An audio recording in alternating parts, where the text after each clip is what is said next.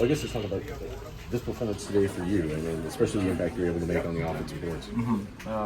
Anytime you get a chance to keep possessions alive by getting offensive rebounds, being able to out-rebound the team like we did. I'm not sure what the turnovers were, I haven't seen it yet, but anytime that we can take care of the ball and rebound like we did today, it's going to give us a good chance to win. And obviously, the more offensive rebounds we get, the more shots we're going to be able to take. This isn't the first game in the last few weeks where you guys have made a big impact. Second chance points, offensive boards, like in UCLA, happened a couple other times. Has there been a renewed emphasis on that down the stretch? Has it been something that you guys have talked about more in meetings, film sessions, that sort of thing?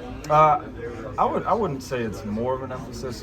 It's always been an emphasis, but I think it just kind of clicked for us, and that's something that we realized that we really need to do, and it's going to help us win. Obviously we played teams who crash the glass extremely hard, and it's like, why can't we do the same thing? We've seen how well we can play against some teams that are super aggressive on the glass, and we kind of need to have that mentality in every game. And it's not just certain games where we know a team's going to crash, that we need to be locked in on boxing out and trying to get rebounds. It's got to be every time.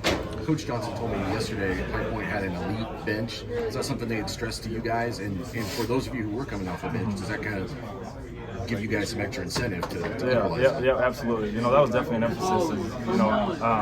And, they're a tremendous team. Obviously, they coach very well. They've won a lot of games this year. Anytime you get a team that's won that many games, you figure almost everybody on the team can play. In the scouting report, it's like, these guys that come off the bench, you can't take anybody, lightly, essentially. Everybody can hoop, everybody can go out there and make plays. So that was definitely an emphasis to make sure we know everybody who's, the starting five and then the guys who come off the bench. So can definitely make an impact. So, we need to try to limit that.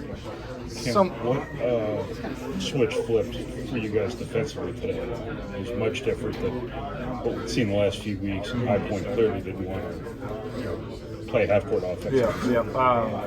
Just watching film, like they get the ball in the paint all the time, and that's something that we've kind of struggled with this year is just other teams' abilities to get the ball in the paint, and that's kind of been a weakness for us. So we try to emphasize, try to have that as an emphasis, and obviously if we can do that, it's going to help us win. So much of your time here has been about sacrificing minutes and role. What's it like to get pretty much the entire second half and 30-plus minutes on this kind of stage? I've said it before, but it's not really.